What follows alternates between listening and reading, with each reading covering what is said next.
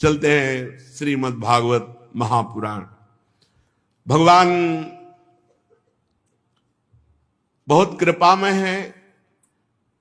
जब कोई भगवान का आश्रय ले लेता है तो भगवान सुदृढ़ मार्ग स्वयं प्रशस्त कर देते हैं।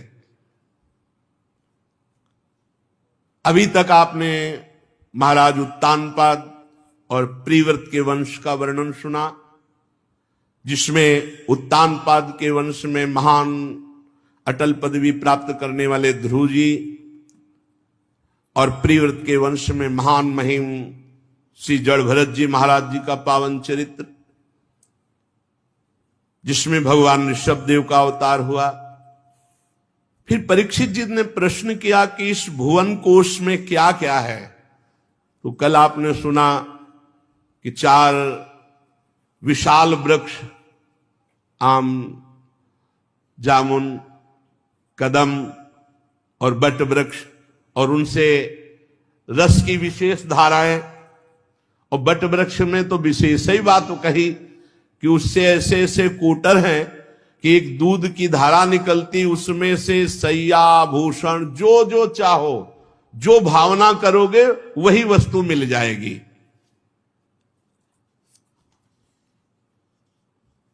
फिर वर्णन हुआ वामन भगवान ने जब अपना श्री चरण बढ़ाया था तो ब्रह्मांड कटाह को फोड़ करके जो ऊपर चरण पहुंचा, उससे जो चरणामृत, वो पहले भगवत पदी, फिर विष्णुपदी, फिर आकाश गंगा के रूप में, फिर वही भागीरथ जी की तपस्या के द्वारा हिमालय से होते हुए भारत में जो परम पावन करते हुए प्रवाहित हुई श्री गंगा जी। गंगा जी की बड़ी अद्भुत महिमा है। भगवती तव तीरे नीरमात्रा सनोहम विगत विषय तृष्णा कृष्ण माराधयामि शकल कलुष भंगे स्वर्ग सोपान संगे तरल तर तरंगे देवी गंगे प्रसीद। हे गंगा देवी, जो केवल तुम्हारे तीर पर जलपान करता हुआ विषय तृष्णा से रहित होता है, उसे श्री कृष्ण चंद्र जी का प्रेम प्राप्त होता है। यही हुआ, गंगा जी की कृपा से ही ये सब सौभाग्य प्राप्त हुआ। बहुत कृपालु गंगा जी हैं। घोर वैराग्य और विशुद्ध ज्ञान ये गंगा जी धरोहर रूप में देती हैं, जो उनके समीप रहता है। गुरु कृपा से काशी से लेके हरिद्वार तक यही हमारा रोड रहा है। कहीं किसी और तीर्थ नहीं जाना, कहीं जिंदगी में नहीं गए। अगर चित्रकूट गए तो वृंदावन आने के लिए काशी से चित्रकूट और वृंदावन, नहीं तो जितना बस यही हमारा किनारा था। बार बार बस इसी क्षेत्रों में विचरण करना, गंगा जी का जल पीकर उन्हीं के समीप। हे सकल पाप विनाशिनी स्वर्ग सोपान रूपिणी तरल तरंगिणी देवी गंगे, आप हम पर प्रसन्न हो। गंगा जी बहुत विशुद्ध वैराग्य प्रदान करने वाली, विशुद्ध वैराग्य। ब्रह्मांडम खंडयंती हर्षि रसि जटावल्ली मुल्लासयंती स्वरलोकादापतंती कनक गिरि गुहा गंड शैलास्खलंती छोणी पृष्ठे लुठंती दुरित चय चमुर निर्भरम भर्त्सयंती पाथोधिम पूरयंती सुरनगर शरित पावनी नः पुनातु। हे माता, ये जो ब्रह्मांड कटाह को फोड़कर आप निकली और महादेव जी की जटालता को उल्लसित करती हुई स्वर्ग लोक से गिरती हुई सुमेरु की गुफा पर्वतमाला से झड़ती हुई पृथ्वी पर लौटती हुई और पाप समूह के समूह का नाश करती हुई आप जो भारत देश में समुद्र को भर रही हे देवपुरी को पावन करने वाली महामहिम गंगा जी, हम आपको प्रणाम करते हैं, हम आपका स्मरण करते हैं। बहुत सुख प्रदान करती हैं वैरागियों को गंगा जी। हृदय में एक अद्भुत आनंद, अद्भुत शांति जब गंगा के किनारे। अरे परमार्थ एक बहुत विशुद्ध अलग मार्ग है। ये सब प्रपंच, बहुत प्रपंच, एकांत सेवन, निरंतर भगवत चिंतन, यही आप कहीं भी हो, अगर आपका चिंतन परिपक्व है तो पूरा धाम, पूरा निकुंज वहां प्रकाशित हो जाएगा जहां होगे। ये धाम, ये निकुंज कोई जड़ देश नहीं है, जहां आप होगे। भाई जी श्री हनुमान प्रसाद पोद्दार जी महाराज, पूज्य राधा बाबा गीता वाटिका में बैठ के कौन सी निकुंज लीला से वंचित रह गए, आप हमें बताओ। क्यों? क्यों? रात दिन श्यामा श्याम के चिंतन, प्रपंच शून्य। ये सब प्रपंच से बचो। पूज्य स्वामी श्री राम सुखदास जी महाराज जी ने साधक संजीवनी में लिखा है कि इस विषय प्रपंच रूपी धागे को सुलझाना मानो छटाक भर, और संप्रदाय रूपी धागे को समझाना मनो उलझा हुआ धागा। बचो, बस नाम मंत्र उपासना भगवत प्राप्ति के मार्ग में। भगवत प्राप्ति का मार्ग प्रपंच शून्य है, किसी से कोई बड़ा झंझट है भैया। नाम बाणी सेवक शरण सदा रहे, अनत नहीं विश्राम बानी श्री हरिवंश की कह हरिवंश है नाम। सब प्राप्त हो जाएगा, गुरु प्रसन्न हो जाएंगे, सब प्रसन्न हो जाएंगे। जब लक्ष्य बन जाए भगवत प्राप्ति का तो बस फिर और कुछ स्वीकार नहीं करना चाहिए। आगे बढ़ते रहो, आगे बढ़ते रहो, श्री जी पक्का मिल जाएंगी। वो अहंकार की बात नहीं होती, वो पिपासा होती भगवत प्राप्ति की। सर्वस्व तज हरिभज, तभी भगवत प्राप्ति। हे माता, तुम महादेव जी की मस्तक की लीलामयी माला हो। भगवती भव लीला मौली माले तवाम्भा, कणुमणु परिमाणम प्राणिनों में स्पृशंति। अगर एक बूंद गंगा जल जबान पे पड़ा हो और प्राण निकल जाए तो भगवत धाम जाएगा। और अगर 100 कोस दूर से भी हो और दूर से पुकारो गंगा गंगा गंगा, तो आप निष्पाप हो जाओगे। उसे योजना नाम सतैरपि कहा है। 400 कोस दूर से गंगा गंगा यो ब्रूयात योजना नाम सतैरपि। कलि कलंक के भय का नाश करके वो दिव्य परम धाम प्रदान करने की, देखो परम धाम प्रदान किया गंगा जी ने। देवाधिदेव महादेव जी, गंगा जी, इन सबकी कृपा से ये सौभाग्य प्राप्त हुआ। तो गंगा जी भूतल पर भागीरथी के नाम से कही गई।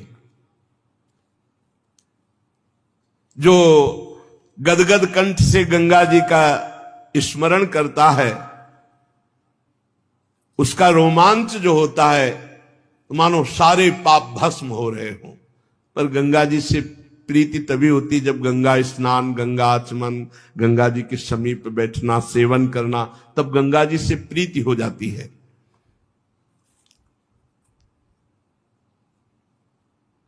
गंगा जी 4 रूपों में गिरी थी।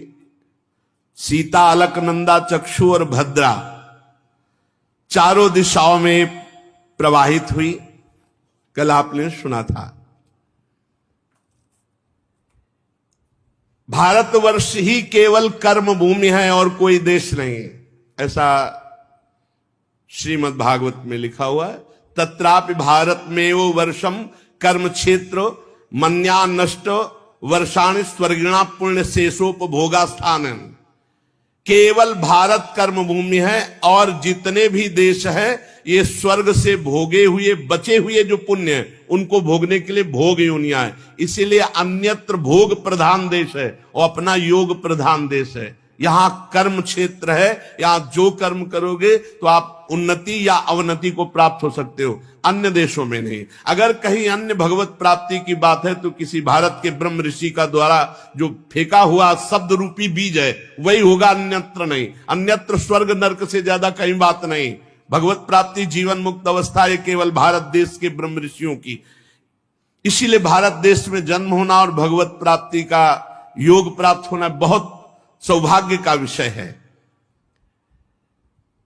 जो अन्य देश के लोग हैं वो देवलोक से बचे हुए भोगों को भोगते, इसीलिए वहां देखो ज्यादातर भोग प्रधानता ही रहती। कोई ऐसा नहीं कि अमुक कर्म का अनुष्ठान अमुक फल देने वाला, ऐसा कुछ नहीं।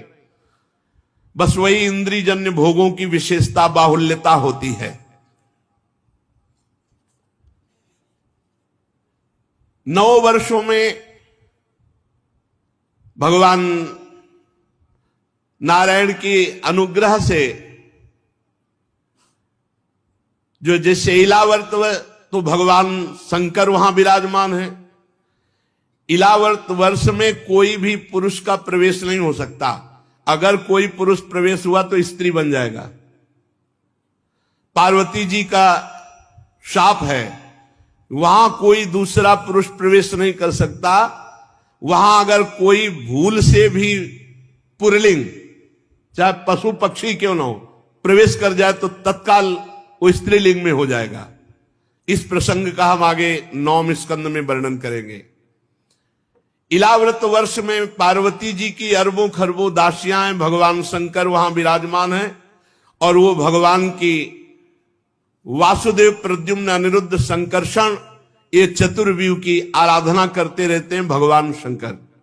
भगवान शंकर कहते हैं ओम नमो भगवते महापुरुषाय सर्वगुण सांख्यानाया अनंताया व्यक्ताय नम इति।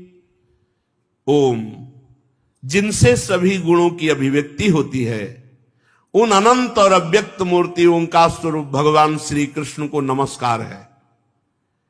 भजनीय प्रभु जो आपके श्री चरण कमल भक्तों को आश्रय देने वाले हैं, आप स्वयं संपूर्ण ऐश्वर्यों के परम आश्रय हैं।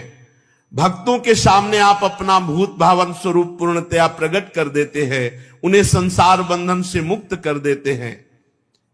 किंतु जो अभक्त होते हैं उनको आप संसार बंधन में डालते हैं। हे सर्वेश्वर, मैं आपका भजन करता हूं। प्रभु, भगवान शिव कह रहे हैं हम क्रोध को नहीं जीत पाए, क्रोध के आवेग को नहीं जीत सके। हमारी दृष्टि तत्काल क्रोध से युक्त हो जाती है, परंतु आप संसार का नियमन करने के लिए साक्षी रूप से सबकी एक एक वृत्तियों को देखते रहते हो। हमारी तरफ आपकी दृष्टि है। प्रभु, इन माइक विषयों का मेरी चित्तवृत्ति पर नाम मात्र भी प्रभाव नहीं पड़ता। ऐसी स्थिति में बिना आपका आश्रय लिए कौन अपने मन को वश में कर सकता है? बिना आपका सहारा लिए, भरोसा किए, भजन किए, कोई मन को वश में नहीं कर सकता। हे प्रभु, मैं अहंकार का अधिष्ठात्र देवता हूं, समस्त भूतों का स्वामी हूं और ब्रह्मा जी भी आपसे ही प्रकट हुए हैं। इसलिए हे महात्मन, हम सब आपकी डोरी में बंधे हुए पक्षी के समान हैं। आप जैसा उड़ाओगे उतना ही हम उड़ पाएंगे। वस्तुतः एक ही है, भगवान श्री कृष्ण, भगवान महादेव, भगवान ब्रह्मा, पर ऐसा स्तुति कर रहे हैं। प्रभु, इस माया से मुक्त होने का उपाय वही जान सकता है जिस पर आप कृपा करते हैं। इसलिए हे जगत की उत्पत्ति, पालन और प्रलय करने वाले प्रभु, मैं आपको बार बार नमस्कार करता हूं। राजन, भद्रवास वर्ष में धर्मपुत्र भद्रश्रवा उनके मुख्य सेवक भगवान श्री वासुदेव की हयग्रीव अवतार की उपासना करते हुए, निरंतर मंत्र जप करते हुए स्तुति करते रहते हैं और हरिवंश खंड में भगवान नरसिंह रूप से विराजते हैं। महाभागवत प्रहलाद जी अपने परिकर के साथ मंत्र जप करते हुए विशेष स्तोत्रों से नरसिंह भगवान की आराधना करते रहते हैं। ओम नमो भगवते नरसिंहाय, नमस्तेजस्तेजसे, आविराविर्भव, वज्रनख वज्रदष्ट कर्माशयान, रंधय रंधय तमो ग्रस ग्रस, ओम स्वाहा, अभय मभय मात्मनि भूयिष्ठा, ओम श्रोम। वैसे हमने जीवन में देखा, कहीं भय लगे तो नरसिंह भगवान का अगर स्मरण कर लिया जाए तो बहुत जल्दी भय है। ये गंगा किनारे हमने अनुभव किया, जहां कहीं विशेष भय की परिस्थिति हो तो मान लो ये पूरा श्लोक ना आता हो तो बस जय नरसिंह जय नरसिंह। अगर नरसिंह भगवान का स्तवन किया जाए तो तत्काल अभय मभय मात्मनि भूयिष्ठा, ओम छोम, तत्काल अभय स्थिति प्राप्त होती है। नारायणानंत हरे नृसिंह, प्रह्लाद बाधा हर हे कृपालु, इतना हम जपते थे। जब कभी कहीं विशेष भय की स्थिति आती तो ये नारायणानंत हरे नृसिंह, प्रह्लाद बाधा हर हे कृपालु, इतने मात्र से थोड़ी ही देर में बहुत सी ऐसी समस्याएं देखी जिनका समाधान भगवान नरसिंह देव जी की कृपा से पूर्व में। हरिवंश खंड में भगवान प्रह्लाद जी के द्वारा पूजित होते हैं। प्रह्लाद जी अपने परिकर के साथ ऐसा मंत्र जप करते हैं। भगवत भक्तों के साथ भगवान के पावन चरित्रों का गान करते हैं। केतुमाल वर्ष में लक्ष्मी जी संवत्सर नामक प्रजापति के पुत्र और पुत्रियों को प्रिय करने के लिए भगवान वहां कामदेव के रूप में निवास करते हैं। अपनी समस्त सखियों के साथ केतुमाल वर्ष में लक्ष्मी जी भगवान श्री हरि के काम रूप की आराधना करती है। रम्यक वर्ष में भगवान वहां के अधिपति मनु के पूर्व काल में जो मत्स्य रूप दिखाया था, तो वहां भगवान मत्स्य रूप से विराजमान रहते हैं और मनु भगवान मंत्र का जप करते हुए स्तोत्रों के द्वारा मत्स्य भगवान की आराधना करते हैं। हिरण्यमय वर्ष में भगवान कच्छप रूप से विराजमान होते हैं। वहां पितृराज अर्यमा भगवान के मंत्र का जाप करते हुए स्तोत्रों से उनकी स्तुति करते रहते हैं। कुरु वर्ष में भगवान यज्ञ मूर्ति वाराह रूप से विराजमान रहते हैं और पृथ्वी देवी उनका स्तोत्र गान और उत्कृष्ट मंत्र के द्वारा जप करते हुए आराधना करती है।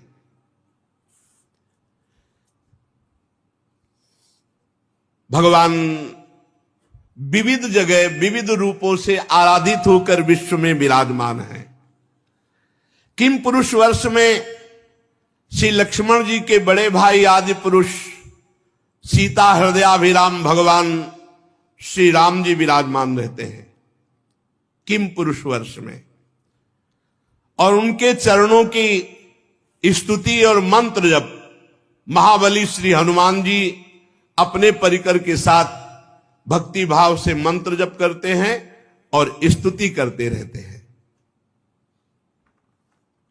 हनुमान जी स्तुति करते हैं कि हे ओंकार स्वरूप, ओम नमो भगवते उत्तम श्लोकाय, नम आर्य लक्षण शीलव्रताय, नम उपशिक्षितात्मन उपासित लोकाय नमः, साधुवाद निष्करणाय, नमो ब्रह्मण्य देवाय, महापुरुषाय महाराजाय नमः इति। हम ओंकार स्वरूप पवित्र कीर्ति भगवान श्री राम को नमस्कार करते हैं। आप सत्पुरुषों के लक्षण शील आचरण से विराजमान हैं।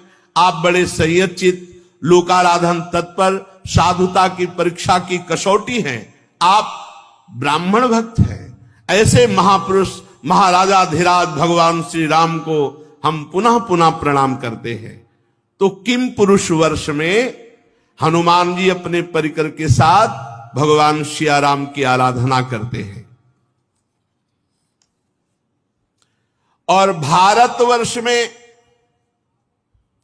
भगवान नर नारायण रूप से विराजमान है। बद्रीनाथ भगवान नर नारायण, उनकी अमोघ तपस्या जगत मंगल के लिए है। जो जगत में धर्मयुक्त चलते हैं, भजन मार्ग में चलते हैं, तो नर नारायण की तपस्या उनको सहयोग देती है, जिससे यहां की तपस्वियों में, यहां के धर्मात्माओं में, यहां के भक्तों में धर्म, ज्ञान, वैराग्य, ऐश्वर्य, शांति, उपरति की उत्तरोत्तर वृद्धि हो। इसलिए भगवान नर नारायण यहां तपस्या कर रहे हैं। अगर किसी की तपस्या साधना बढ़े तो अहंकार न करे, भगवान की कृपा से बढ़ती है। और यहां भगवान नारद जी भगवान के सांख्य और योग शास्त्र के सहित भगवान महिमा को प्रकट करते हुए उपासना कर रहे हैं भगवान नर नारायण की भारतवर्ष में। श्री देवर्षि नारद जी ओम नमो भगवते उपशमशीलायो परतानात्म्याय नमो अकिंचन वित्ताय ऋषि ऋषभाय नर नारायणाय परमहंस परम गुरवे आत्मा रामाधिपतये नमो नमः इति। मैं ओंकार स्वरूप अहंकार से रहित निर्धनों के धन शांत स्वभाव ऋषि प्रवर भगवान नर नारायण को नमस्कार करता हूं। वे परमहंसों के परम गुरु और आत्मा रामों के अधीश्वर हैं। मैं भगवान नर नारायण को बार बार नमस्कार करता हूं।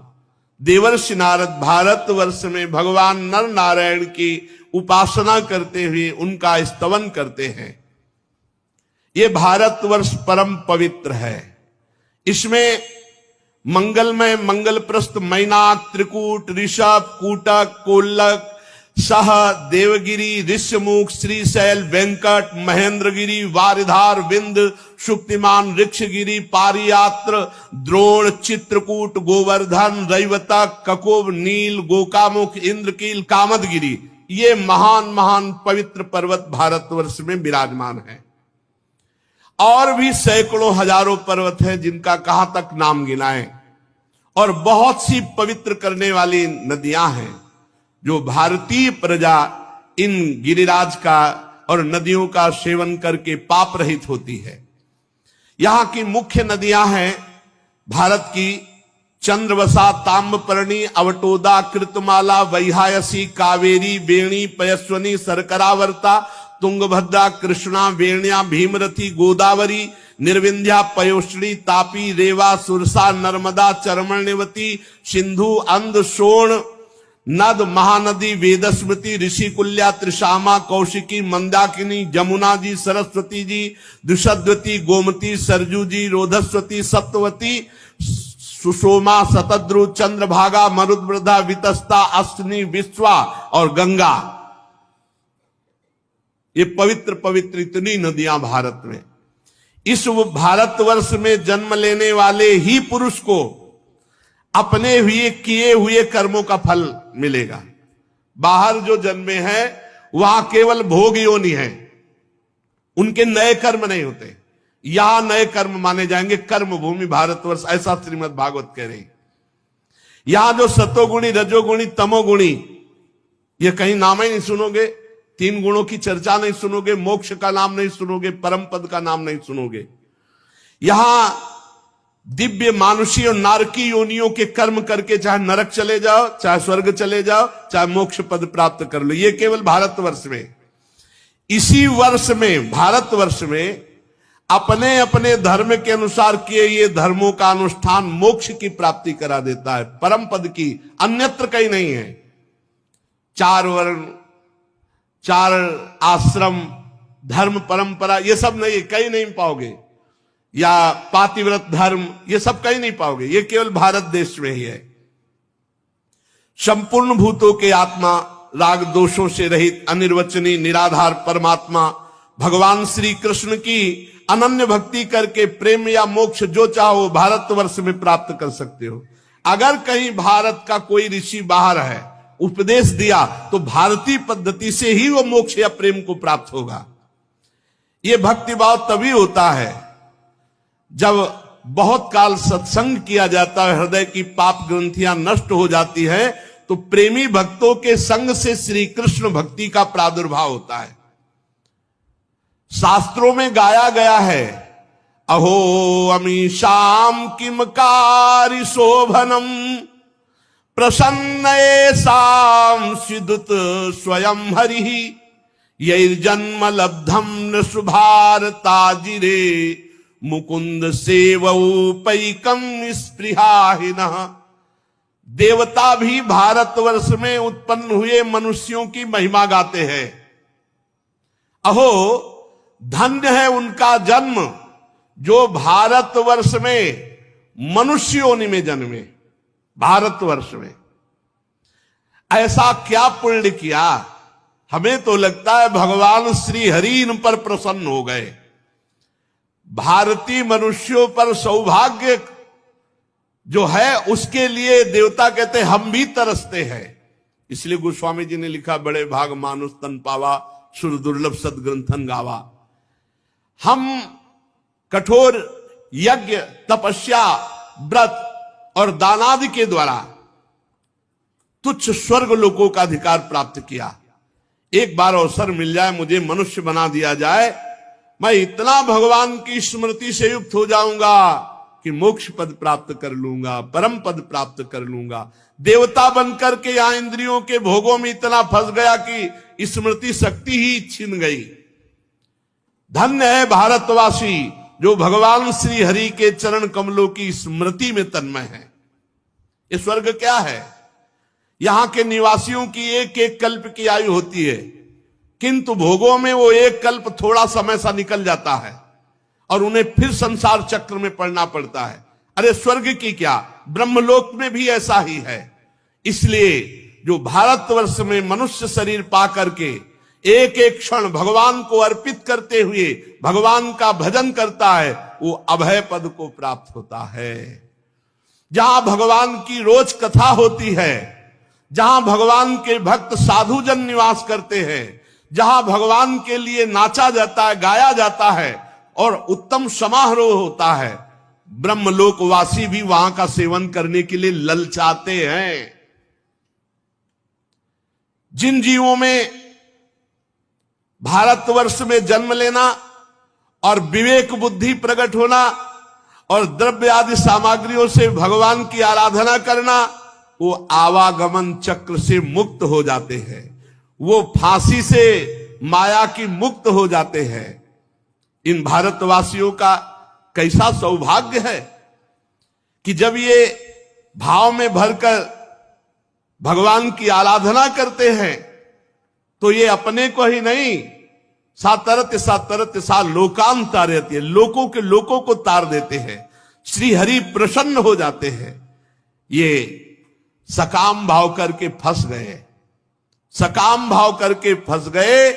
ये सकाम भाव को ही तोड़ने के लिए मानव जन्म मिला है, कामनाओं का त्याग करने के लिए। क्योंकि एक वस्तु मांगोगे मिलेगी तो चार वस्तुओं की मांग फिर खड़ी हो जाएगी। इनका कभी तारतम्य मांग का टूटेगा नहीं। भजन के द्वारा कामनाओं का ही नाश कर दो। इच्छा समाप्त होना ही मुक्ति है, इच्छा समाप्त होना ही आवागमन से रहित हो जाना है।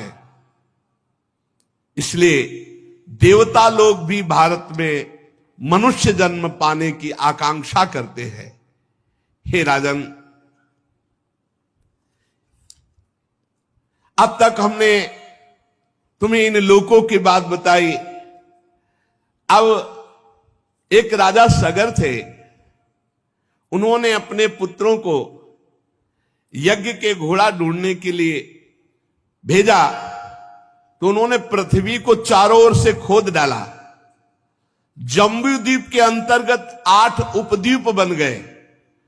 स्वर्णप्रस्थ, चंद्र शुक्ल, आवर्तन, रमणक, मंदर हरिण, पांचजन्य, सिंघल और लंका, ये जम्बू द्वीप के अंतर्गत बन गए।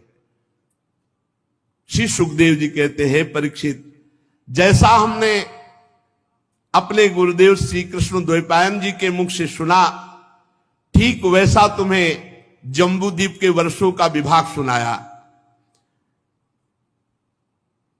अब राजन, तुम्हें परिमाण, लक्षण और स्थिति के अनुसार प्लक्ष आदि दीपों का वर्णन करेंगे। अपनी तरफ से हम प्रार्थना करते हैं नाम न छूटे, हमारे द्वारा कोई गलत आचरण न हो, और आचार्य वाणी का गायन अत्यंत अनिवार्य, और बिना भोग लगाए कोई भी पानी या पदार्थ ना पाओ। अपने आप भगवत प्राप्त हो जाओगे, अपने आप गुरुजन प्रसन्न हो जाएंगे, श्री जी प्रसन्न। ज्यादा खोपड़ी लड़ाने की जरूरत नहीं है, हम उनके बच्चे हैं और उन्हीं की रची हुई माया है, ये किसी और की गैर की रची हुई नहीं। जब हम उनकी शरण में होंगे तो माया नाम की कोई चीज नहीं। आप बिल्कुल भयभीत ना हो, ये सारी जिम्मेवारी हमारी नहीं है, उनकी भी है। ये खेल किसका रचा हुआ है? उनका। बीच पाले में सिंहासन में बैठे हैं वो, माया भी उन्हीं की है और हम भी उन्हीं के हैं, और कबड्डी का खेल खिलवा रहे हैं। जीत हमारी होगी। क्यों होगी जीत? इसलिए जीत होगी कि हम उनकी शरण में हैं। जैसे भी उनकी शरण में जीत हमारी होगी। खेल दोनों उन्हीं का है। माया आएगी हमारे को घसीटने, हम जाएंगे माया के पक्ष में बोलने, जाना ही है, लेकिन हमको अपने पाले पर ध्यान रखना है। राधा राधा राधा राधा राधा, हमारा नाम न छूटने पावे, भगवद आश्रय न छूटने पावे। ये बहुत जन्मों से भटक रहे हैं, अब भटकना मिट जाए। श्री जी के चरणों का, गुरु जी के चरणों का आश्रय लेकर के हम इस माया प्रपंच से हटे। देखो 4 पुरुषार्थ हैं, धर्म, अर्थ, काम, मोक्ष। आज धर्म को तो भूल गए हम और मोक्ष को भूल गए, बीच में बचा क्या? अर्थ और काम। देख लो दिमागों में 2 ही बातें चल रही, कैसे रुपया, कैसे काम भोग, कैसे कामनाओं की पूर्ति। बस धर्म भूल गए और मोक्ष भूल गए। और जो धर्म को धारण करता है तो अर्थ और कामना ये दोनों पवित्र हो जाते हैं।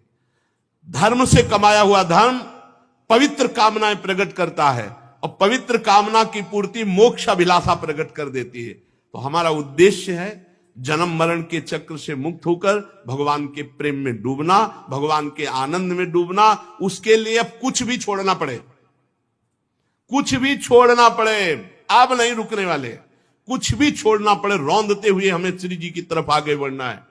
ये रुपया, ये पैसा, नाना प्रकार की मान्यताएं, नाना प्रकार की धारणाएं, नाना प्रकार के संबंध नहीं, हर कष्ट सहते हुए अब नहीं, अब केवल श्री जी, केवल प्रियालाल की प्राप्ति, किसी की नहीं सुननी। ये महाप्रस्थान है। जैसे युधिष्ठिर जी महाप्रस्थान में चल रहे, पीछे से आवाज आई, भैया द्रौपदी गिरी, पीछे मुड़ के नहीं देखा। अर्जुन गिरे, नकुल सहदेव गिरे, फिर भीम भी गिरे, पीछे मुड़ के नहीं, आगे बढ़ो। परमार्थ है, हमको ये जन्म व्यर्थ नहीं देना, श्री जी के चरणों तक पहुंचाना है। बस एक संबंध केवल लाडली जू का, लाडली जू तक पहुंचना है। सहयोग दो, आओ साथ चलो, नहीं तो पीछे हटो, महाप्रस्थान है, आगे बढ़ो, आगे बढ़ो। कहीं भी हमें पैर लड़खड़ाने नहीं, रुकना नहीं, अपनी प्यारी जू तक पहुंचना है। हम आपको अंदर की बात बताएं, हमारी प्यारी जो बहुत करुणामय है, उनकी बहुत करुणा है। हम जितने शरणागत हैं, एक नियम पकड़े रहना, हमें इस जन्म में कहीं राजी नहीं होना श्री जी के सिवा। हमें श्री जी चाहिए, झूठे से ही पकड़े रहना, हमें श्री जी चाहिए, हमें श्री जी चाहिए। तो श्री जी इस बात को कभी नहीं टाल सकती। उन्होंने पसंद किया है हम लोगों को। मेरे बल तो श्री वृंदावन रानी, मेरे बल श्री वृंदावन रानी। हम जीते जीते हैं, पक्का जीते हैं, हारने पर भी जीते हैं। इसलिए हमको बिल्कुल परेशान नहीं होना। इनकी दुरंत माया है जो हमारे प्राण प्रीतम है, हमको बिल्कुल नहीं डरना। हमें इसी जन्म में भगवत प्राप्ति होगी, पक्का दिमाग में चढ़ा लो। कोई नहीं रोक सकता, कोई नहीं रोक सकता, कोई नहीं रोक सकता। 3 बार कह रहे, वृंदावन में कह रहे, हम श्री जी की शरण में। तो हमको भरोसा करना है, वो हमें स्वीकार किए, वो हमें पार, और किसी के नहीं सुनना। हमारा सिद्धांत श्री जी, श्री जी की शरण में, श्री जी की कृपा से श्री जी की प्राप्ति। आप श्री जी को ना भजो, आपको कोई श्री जी प्राप्त करवा दे, हमें आज तक उदाहरण बताना। और आप श्री जी को भजो, आपसे श्री जी को कोई रोक ले तो आप हमें बताना, ये भी बताना नहीं। घोर निशाचर प्रवृत्ति वालों ने जब भगवत आराधन के भाव में प्रियाजू को पुकारा तो प्रियालाल मिल गया। प्रियालाल बहुत करुणामय है, वो सीधे हमारे हैं, बीच में नहीं। सीधे हमारे प्रियालाल हैं। बस जो नाम मिला, जो मंत्र मिला, जो वाणी मिला, बस उसी को पकड़ लो। ये ढांचे अलग अलग हैं, सब में वही गरज रहे, वही बरस रहे। कभी कभी वो भी परीक्षा के लिए देखते हैं। तो चाहे परीक्षा करो, चाहे कसौटी कसो, हारे तो आपके और जीते तो आपके। नंबर में हमारे कमी नहीं होगी, पक्का समझ लो। हम जो आपको गरज गरज के कह रहे हैं, उनके स्वभाव को पकड़ के कह रहे हैं। कॉपी में उत्तर सही नहीं लिखा, पर ऊपर से नंबर सही पड़ा है, तो आपका जो नंबर आएगा कि आप पास हो चुके हैं, हम पास हो चुके हैं। कौन, कैसे? श्री हरिवंश शरण जे आए, श्री वृषभानु कुंवरी नंद नंदन, निजकर अपनी चिट्ठी चढ़ाए। बस बैठ जाओ, बैठ जाओ, खूब नाम जप करो, किसी से कोई संबंध मत करो, न राग, न द्वेष, न लड़ाई, न झगड़ा, न प्रियता, न किसी से मतलब। दत्तात्रेय जी ने एक बाज को भी गुरु बनाया। क्यों? बाज एक मांस का टुकड़ा लिए हुए जा रहा, तो बहुत से पक्षी उसको घेर लिए, चोंच मार रहे थे बड़ा। उसने मांस का टुकड़ा, सब पक्षी वहां चले गए, वो आराम से उड़ता चला गया।